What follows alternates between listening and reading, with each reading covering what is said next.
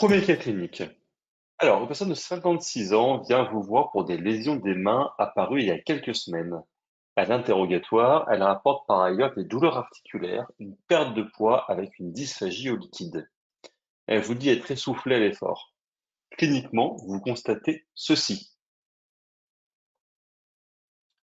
Donc là, pour être un petit peu interactif, vous pouvez me dire ce que vous voyez sur l'image de gauche.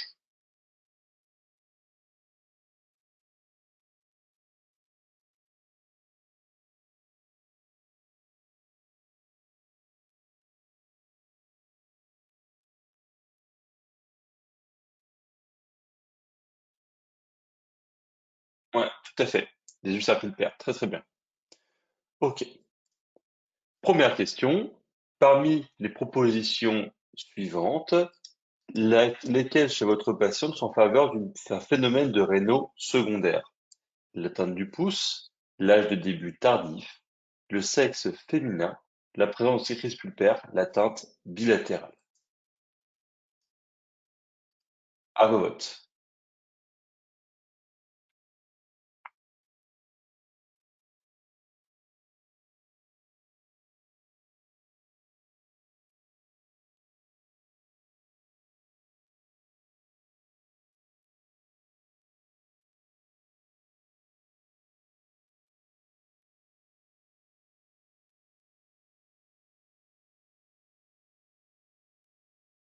Deux qui n'ont pas encore voté. Hop, on va afficher les résultats.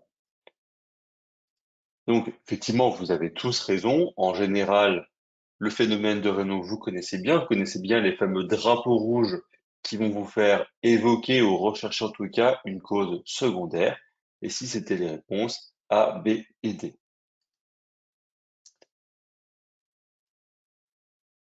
Du coup, quelle pathologie est-ce que vous suspectez chez cette patiente?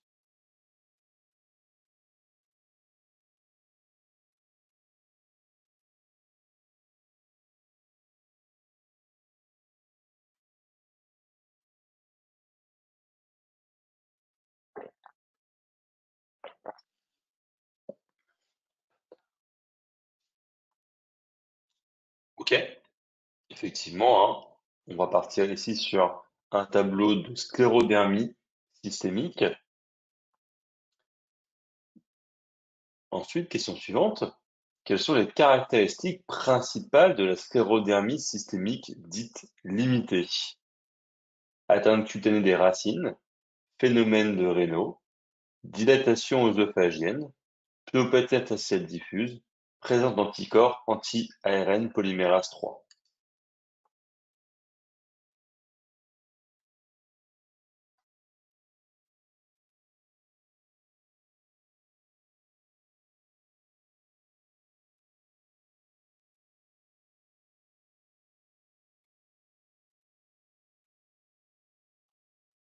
Ça devient un peu plus dur là.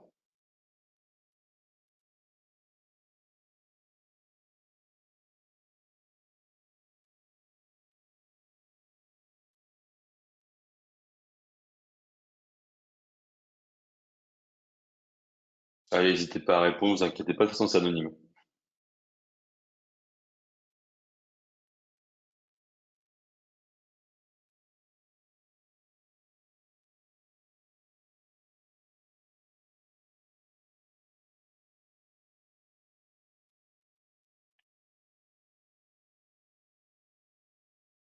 Ok, j'affiche les bonnes réponses.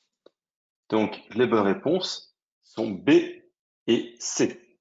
Alors, voyons un petit peu ensemble. En bref, c'est quoi la sclérodermie? La sclérodermie, c'est une maladie de système. C'est une maladie de système qui appartient au spectre des connectivites.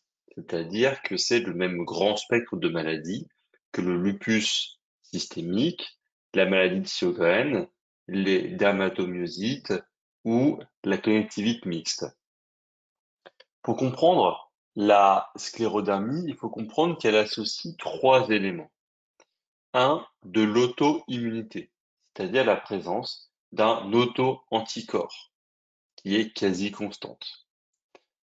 Deuxième chose, de la fibrose, donc une cicatrice qui peut être de la fibrose de la peau, une sclérose de la peau, une sclérose du derme, donc une sclérodermie, mais aussi une fibrose des organes, notamment du poumon, par exemple, dans les formes plutôt diffuses, mais aussi ça peut être des fibroses du cardia, des fibroses œsophagiennes, avec souvent des dilatations de l'œsophage et des reflux gastro-œsophagiens.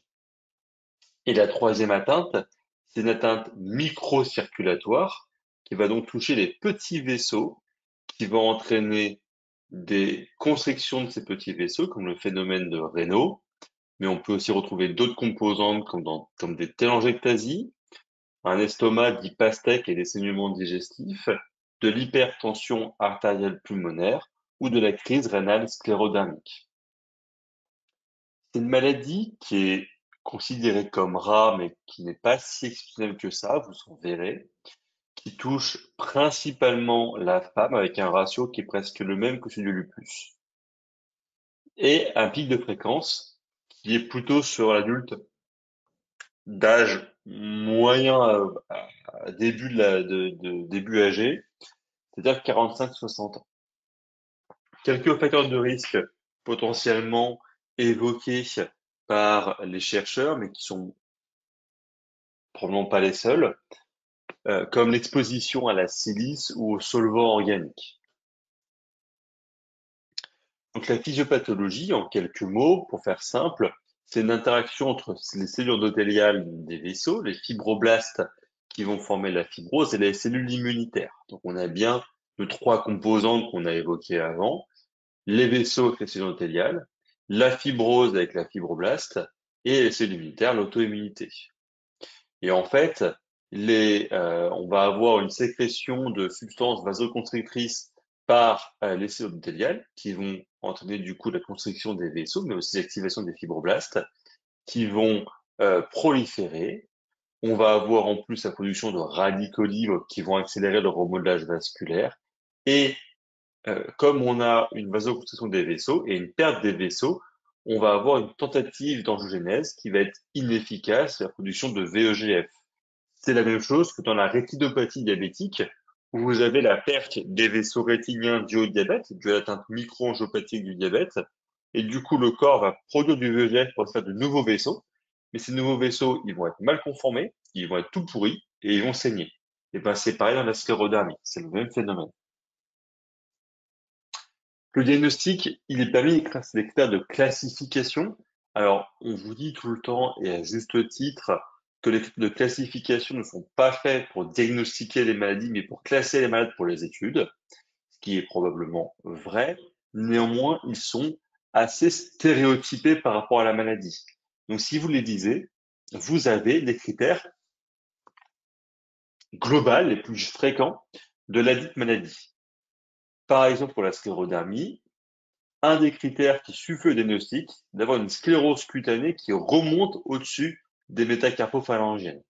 La sclérose cutanée, dans la sclérodermie, elle commence toujours en distalité et elle va remonter progressivement. Donc, si vous avez les doigts sclérosés et que ça remonte au-dessus des MCP, c'est une sclérodermie. Pour vous, pour nous, pour quasiment tout le monde. Les doigts vont ensuite être épaissis et les doigts dits boudinés. C'est comme si vous avez des knackis à la place des doigts.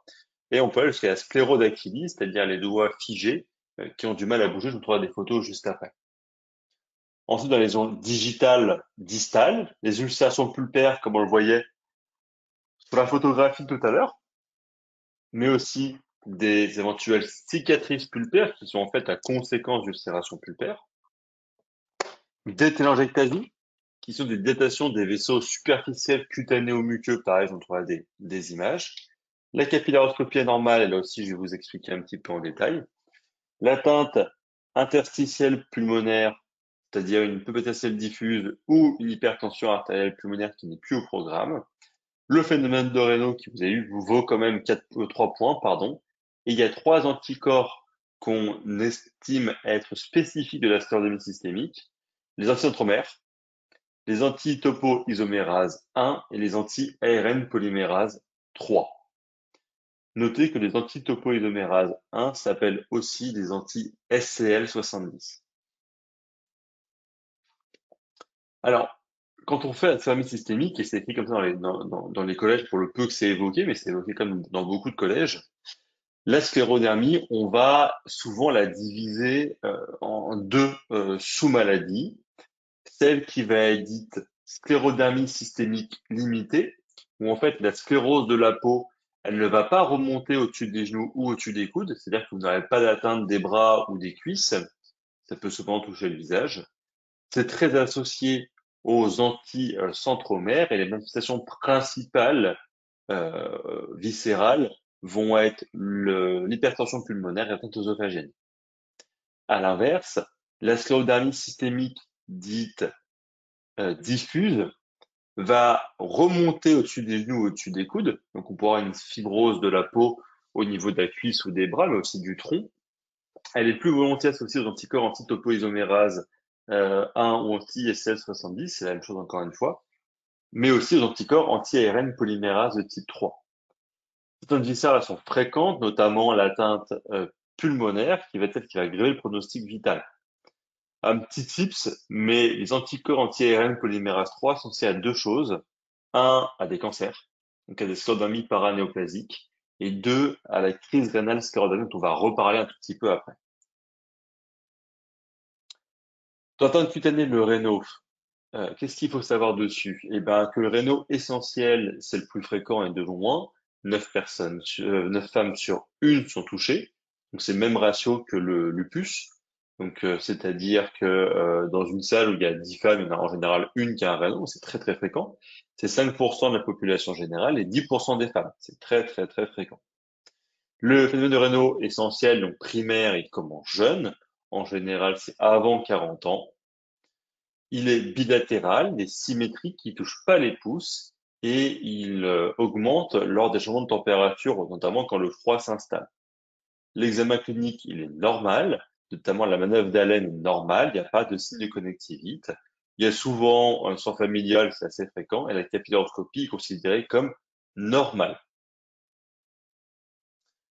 Le réno secondaire, lui, c'est autant les hommes que les femmes, ça peut toucher tous les âges. Il peut être asymétrique, unilatéral, et là on va évoquer plutôt une atteinte du vaisseau lui-même, par exemple une dissection de l'artère radiale ou une thrombose de l'artère ulnaire ou une compression de l'artère humérale dans des filets costo-claviculaires. Les pouces peuvent être touchés et la rythmicité est moins vraie, même si elle existe, attention. L'examen clinique, il est parfois normal quand on détecte une maladie associée. En général, il y a une familiale et la capillaroscopie peut être anormale. La capillaroscopie, justement, c'est quoi? La capillaroscopie, c'est un examen où on va regarder, ici, ce que vous voyez, la lunule de l'ongle, tac, avec un microscope. Alors, soit des gros microscopes, ça se fait quasiment plus, soit des tout petits microscopes. Et le but du jeu, c'est de regarder comme ça les petits capillaires qu'on a à la lunule de l'ongle. Et vous voyez, les petits capillaires, normalement, ils sont alignés les uns à côté des autres, un peu comme les dents d'un peigne. Donc ça, c'est une capillaroscopie qui est normale. On voit que petite anomalie, il y a une petite hémorragie là, mais qui est probablement traumatique, hein, il n'y a rien de grave. Mais là, sinon, c'est bien aligné, bien beau. À côté, c'est le SBUL. On voit déjà une diminution du nombre de capillaires. Normalement, il faut 6 capillaires par millimètre. Ce qu'on appelle la raréfaction capillaire. En plus, ça, vous voyez, il y a des capillaires qui sont une sale tête. Lui, par exemple, il est vraiment pas beau. Ça s'appelle un méga capillaire. Vous voyez, il a une grosse tête. Ça, c'est méga capillaire. Sont secondaires au fait qu'on perd des vaisseaux normaux et que donc on sécrète du VEGF qui va entraîner la formation de nouveaux vaisseaux anormaux, comme celui-ci. Et ces vaisseaux, en fait, ils vont saigner. Et c'est ce qu'on va voir là. On va voir des micro-hémorragies. Et ouais, ces micro-hémorragies sont les unes derrière les autres, un peu comme empilées comme des assiettes. On dit que c'est des piles d'assiettes. Pourquoi? Parce qu'en fait, vous avez une micro-hémorragie, ça fait ça. L'ongle y pousse, donc elle est là. Il y a une nouvelle qui apparaît. L'ongle y pousse, une nouvelle apparaît, et ça va se suivre comme ça, les uns derrière les autres. Notez que la capillaroscopie, tout comme la recherche d'anticorps antinucléaires, ne se fait que si vous avez des drapeaux rouges, que si vous avez des signes dans un phénomène de rénaux secondaire. Si vous avez une jeune fille qui vient vous voir et qui a un réno qui est tout à fait banal, sans aucun drapeau rouge, il ne faut faire aucun examen. Les autres atteintes cutanées, si on continue, eh ben, on a les ulcères digitaux, c'est ce que vous voyez là. C'est un ulcère qui est au niveau de la pulpe des